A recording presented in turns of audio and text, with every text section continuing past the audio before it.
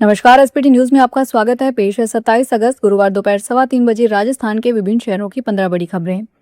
PM Modi ने गुरुवार को 1500 से ज्यादा जगहों पर युवाओं और खिलाड़ियों से वर्चुअल संवाद किया। उन्होंने कहा कि ओलंपिक में 20 से ज्यादा खेलों में भारत की भागीदारी नहीं रही। ओलंपिक में भारत की भागीदारी बढ़ानी होगी। उन्होंने कहा 15 अगस्त को देश के सामने स्पोर्ट्स विजन रखा। यह सिर्फ मेडल जीतने तक सीमित नहीं है, बल्कि विकसित भारत और देश की खेल शक्ति बढ़ाने का अभियान है।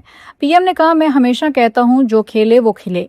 आज युवाओं को स्क्रीन से ज्यादा स्पोर्ट्स सेंटर और प्लेग्राउंड चाहिए। कार्यक्रम में भारतीय ओलंपिक संघ के अध्यक्ष पीटी उषा के अलावा मौजूदा और पूर्व खिलाड़ी समेत अंतर्राष्ट्रीय पदक विजेता भी शामिल हुए। केंद्र सरकार की ओर से अब जल्द ही नए नियमों को लाया जा सकता है, जिसमें इन हादसों में कमी हो सकती है। हाई बीम हेडलाइट को लेकर सरकार किस तरह से नियमों को कड़ा कर सकती है। मीडिया रिपोर्ट्स के मुताबिक केंद्रीय सड़क परिवहन और राजमार्ग मंत्रालय की ओर से 30 दिन में सुझाव या आपत्तियों को मांगा गया है। उम्मीद है कि अगले साल अप्रैल से इन नियमों को लागू भी किया जा सकता है। नए नियमों के मुताबिक किसी भी वाहन की हेडलाइट में लो बीम लाइट को डिफॉल्ट किया जाएगा, जिससे रात के समय सामने से आ रही गाड़ी की रोशनी से आंखें चौंधियाएं नहीं। जयपुर के मानसरोवर में रक्षाबंधन कार्यक्रम के दौरान महिलाओं ने मुख्यमंत्री भजनलाल शर्मा को रक्षा सूत्र बांधा। इस दौरान सीएम ने कांग्रेस के 5 साल के कार्यकाल पर सवाल उठाते हुए 2 साल बनाम 5 साल का हिसाब जनता के सामने रखने की चुनौती दी। कार्यक्रम में मुख्यमंत्री ने पूर्ववर्ती कांग्रेस सरकार पर तीखा हमला बोलते हुए अपने कार्यकाल के विकास कार्यों का ब्यौरा रखा और कांग्रेस को 2 साल बनाम 5 साल के मुद्दे पर खुली चुनौती दी। मुख्यमंत्री के इस बयान के बाद नेता प्रतिपक्ष टीकाराम जूली ने भी सरकार पर जोरदार पलटवार किया और विकास के दावों को लेकर सवाल खड़े किए। राजस्थान में मानसून फिर से एक्टिव हो गया है। आज भी 12 जिलों में तेज बारिश की चेतावनी है।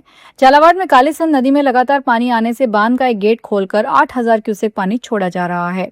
कोटा में बने नवनेरा बांध में भी 3 गेट के जरिए 25,000 क्यूसेक से ज्यादा पानी छोड़ा जा रहा है। इधर कोटा बैराज, जवाहर सागर, बीसलपुर, इसरदा, गालवा, गुडा बांध में भी पानी की आवक हो रही है, जिससे इन बांधों का जलस्तर बढ़ गया है। 28 अगस्त से राज्य में मानसून के सुस्त पड़ने और अगले 3-4 दिन बारिश के बहुत कम होने की संभावना है। राजस्थान के शिक्षा मंत्री मदन दिलावर एक बार फिर चर्चा में हैं। इस बार चर्चा की वजह उनका बेटा और बहू। उनके बेटे और बहू ने हाल ही में 12 जिले के अटू नगर पालिका क्षेत्र में वोटर बनने के लिए आवेदन किया था, लेकिन एसडीएम ने उसे खारिज कर दिया। इसका कारण है कि उनका आवेदन में साइन करने की जगह अंगूठे लगाना। एसडीएम ने जब पूरे मामले की जांच करवाई तो सामने आया कि शिक्षा मंत्री के बेटे बहू वहां रहते ही नहीं है। दिलावर का बेटा अटू से पालिका अध्यक्ष बनने की रेस में शामिल बताया जा रहा है। इसी के लिए यह पूरी कवायद की जा रही है। रेलवे अपने यात्रियों की टिकट बुकिंग में होने वाली समस्या को अब हमेशा के लिए दूर करने वाला है। दरअसल आईआरसीटीसी अपने टिकट बुकिंग सिस्टम को जल्द अपग्रेड करेगा, जिसके बाद हर मिनट 1 लाख से ज्यादा बुकिंग को संभाला जा सकेगा। बता दें कि अक्सर सुबह 8 बजे जनरल बुकिंग और 10 व 11 बजे तत्काल खिड़की खुलते ही आईआरसीटीसी की वेबसाइट या ऐप पर हैवी ट्रैफिक के कारण सर्वर स्लो होने या पेमेंट फेल होने की समस्या आती है। इस चैलेंज को हमेशा के लिए खत्म करने के लिए नया सिस्टम तैयार किया जा रहा है। राजस्थान में नगर निकाय चुनाव को लेकर राजनीतिक हलचलें रफ्तार पकड़े हुए है। चुनावी शंखनाद के तुरंत बाद से ही प्रमुख राजनीतिक दलों में टिकटों की रेस तेज हो गई है। इसी मुकाबले में आम आदमी पार्टी ने अपने पारंपरिक प्रतिद्वंदी दलों कांग्रेस भाजपा से बाजी मार ली है। दरअसल आम आदमी पार्टी ने जयपुर नगर निगम चुनाव 2026 के लिए 11 अलग अलग वार्डों में अपने प्रत्याशियों की पहली आधिकारिक सूची जारी कर दी है।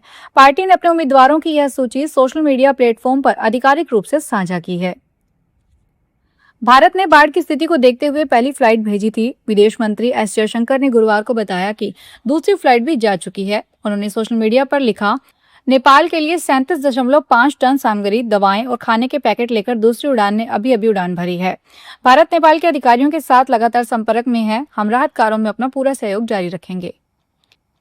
नेपाल के उत्तरी भूभाग से त्रासुवा जिले में विनाशकारी बाढ़ की आपदा के मद्देनजर राजस्थान सरकार के आपदा प्रबंधन विभाग ने सहायता और आवश्यक जानकारी के लिए हेल्पलाइन नंबर जारी किए हैं।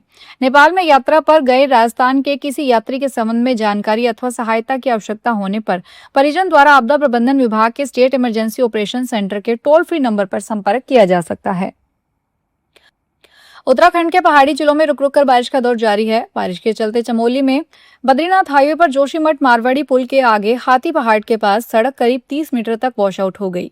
हाईवे बंद होने से बद्रीनाथ धाम और हेमकुंड साहिब की यात्रा प्रभावित हुई। चमोली में ही भूस्खलन के चलते निजमुला मार्ग बंद है। वहीं पिथौरागढ़ में आज सुबह लैंडस्लाइड हुई, जिससे अलागढ़ में धारचूला गुंजी सड़क बंद हो गई।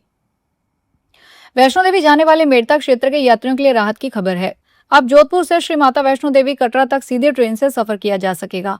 रेलवे ने साबरमती बीजी जम्मू तवी साबरमती बीजी एक्सप्रेस ट्रेन का विस्तार श्री माता वैष्णो देवी कटरा तक किया है। यह ट्रेन मेड़ता क्षेत्र के गोटन और मेड़ता रोड रेलवे स्टेशन पर भी ठहरती है। ऐसे में क्षेत्र के यात्रियों को इस सुविधा का सीधा लाभ मिलेगा। जोधपुर के तिमरी में रक्षाबंधन के अवसर पर स्कूली छात्राओं ने त्रिवी पुलिस चौकी पहुंचकर पुलिसकर्मियों को राखी बांधी। छात्राओं ने चौकी प्रभारी प्यारेलाल सहित ड्यूटी पर तैनात सभी पुलिसकर्मियों की कलाई पर रक्षा सूत्र बांधकर उनके प्रति सम्मान व्यक्त किया। छात्राओं ने इसी भावना के साथ पुलिसकर्मियों के साथ रक्षाबंधन मनाया। पुलिसकर्मी त्योहारों पर भी अपने परिवारों से दूर रहकर कानून व्यवस्था और आमजन की सुरक्षा सुनिश्चित करते हैं।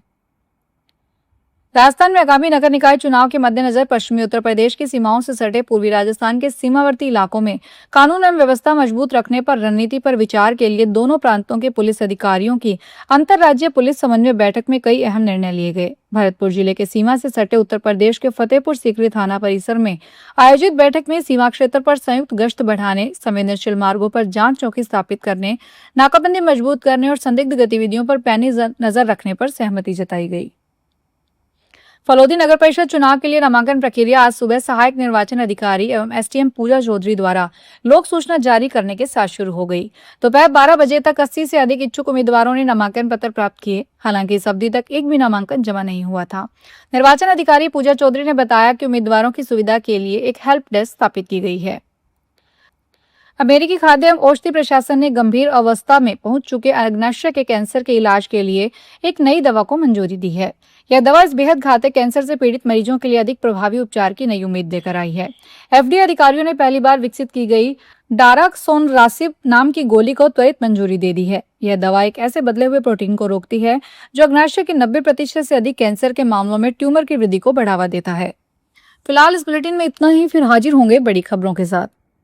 अगर आप भी अपने आसपास की छोटी बड़ी और महत्वपूर्ण खबरों से अपडेट रहना चाहते हैं तो सब्सक्राइब कीजिए हमारे चैनल एसपीटी न्यूज को और प्रेस कीजिए बेल आइकन पर।